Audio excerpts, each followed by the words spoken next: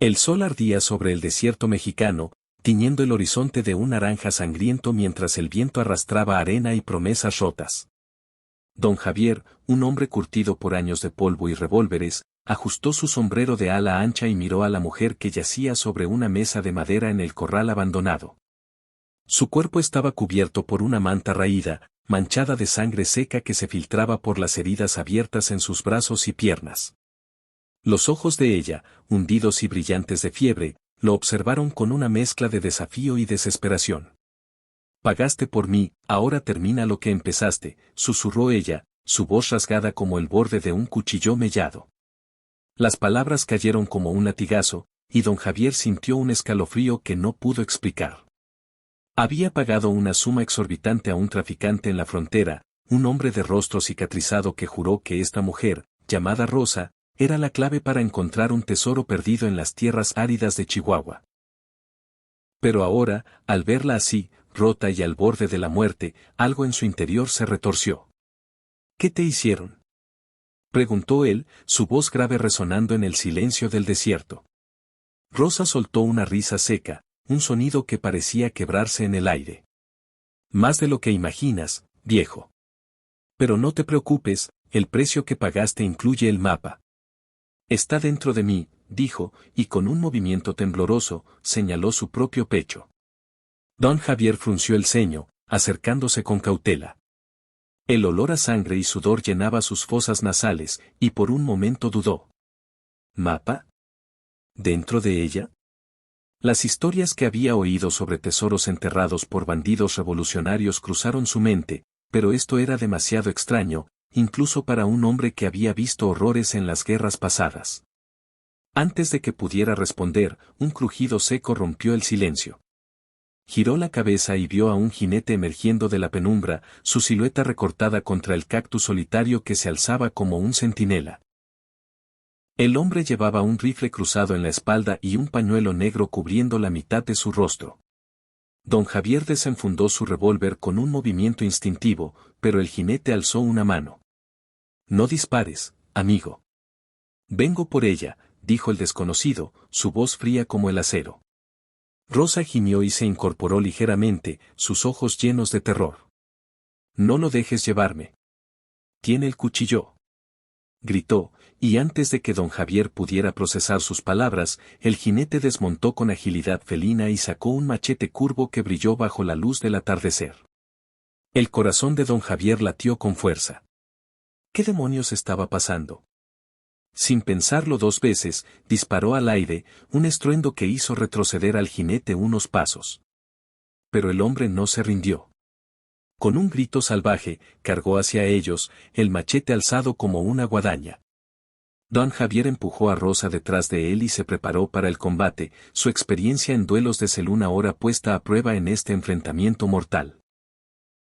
El choque de metal contra metal resonó cuando bloqueó el machete con el cañón de su revólver, pero la fuerza del atacante lo hizo tambalearse. «Dime qué está pasando, mujer», rugió don Javier, mientras forcejeaba con el jinete. Rosa, jadeando, se arrastró hacia un lado de la mesa, sus manos temblorosas buscando algo bajo la manta. De pronto, sacó un pequeño objeto envuelto en cuero, manchado de sangre. Lo lanzó hacia don Javier, quien lo atrapó en el aire justo cuando un golpe del machete lo alcanzó en el hombro, haciéndolo soltar un grito de dolor. «Es el mapa. Tómalo y corre», chilló Rosa, pero antes de que don Javier pudiera reaccionar, el jinete la agarró por el cuello y la levantó como si fuera una muñeca rota. Con un movimiento brutal, le hundió el machete en el abdomen.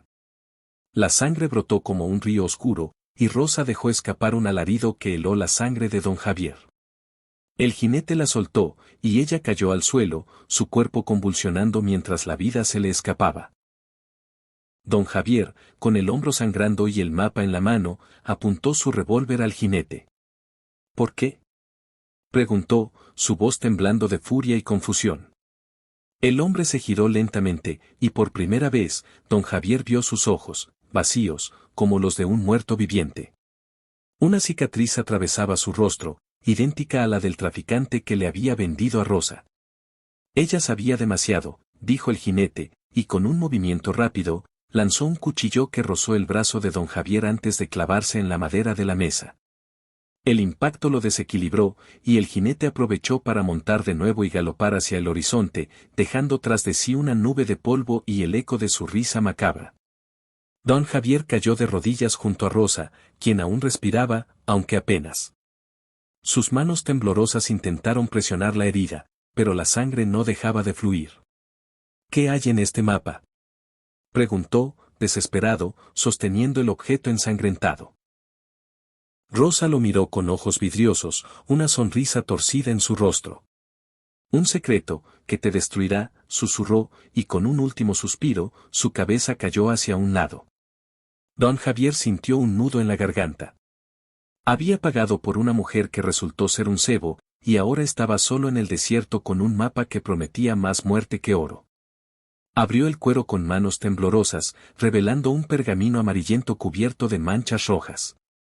Las líneas trazadas parecían indicar un camino hacia las montañas, pero en el centro había un dibujo que lo dejó helado, un cráneo humano con ojos huecos, y debajo, unas palabras garabateadas en tinta negra: el precio de la codicia es la sangre. Su mente dio vueltas. ¿Era esto una trampa? ¿O el tesoro era real, guardado por algo más oscuro que simples bandidos? El sonido de cascos lo sacó de sus pensamientos. Otro jinete se acercaba, esta vez desde el oeste. Don Javier se puso de pie, ocultando el mapa bajo su camisa, y apuntó su revólver.